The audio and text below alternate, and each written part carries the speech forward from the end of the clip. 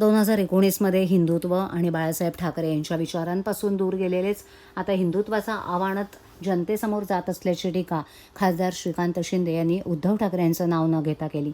शुक्रवारी जिल्हा नियोजन समिती सभागृहात दिशा बैठकीसाठी ते आले होते. त्यावेळेला पत्रकारांशी बोलताना त्यांनी ही टीका केली. विरोधकांकडून हिंदुत्वाचा केवळ राजकीय फायद्यासाठी वापर केला जात असल्याचा आरोप करत शिंदे म्हणाले की लोक आता अधिक जागरूक झालेत, त्यामुळे केवळ घोषणाबाजी किंवा प्रचार करून जनतेची दिशाभूल करणं शक्य नाही. ज्या मुद्द्यांवर आंदोलन केलं जातं त्यात विषयाची पुरेशी माहिती नसल्याचं चित्र काही ठिकाणी दिसतंय. संसदेतील कामकाजाबाबत बोलताना शिंदे यांनी सांगितलं की शिवसेनेच्या खासदारांनी सातत्यानं महाराष्ट्र आणि आपल्या मतदारसंघाशी संबंधित प्रश्न संसदेत मांडलेत. आगामी काळातही जनहिताचे विषय प्रभावीपणे मांडले जातील.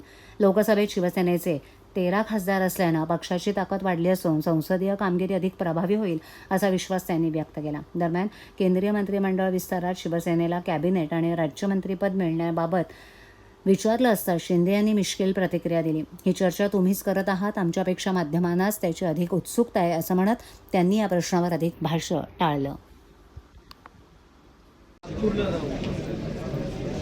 उद्यापासून सुरू होणार आहे, त्यासाठी आजपासून आमंत्रण देखील दिलेलं आहे. देवेंद्र फडणवीसांना आमंत्रण दिलेलं आहे. बघा, त्यांनी इथे एक मला वाटतं आपण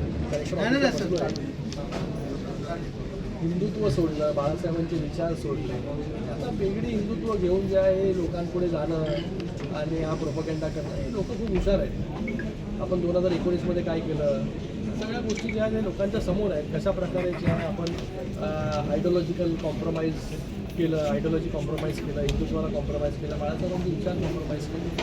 आता या सगळ्या गोष्टी करून जे आहे त्याचा काय उपयोग जो आहे तो होणार नाही. आणि तसं पण आपण पाहिलं की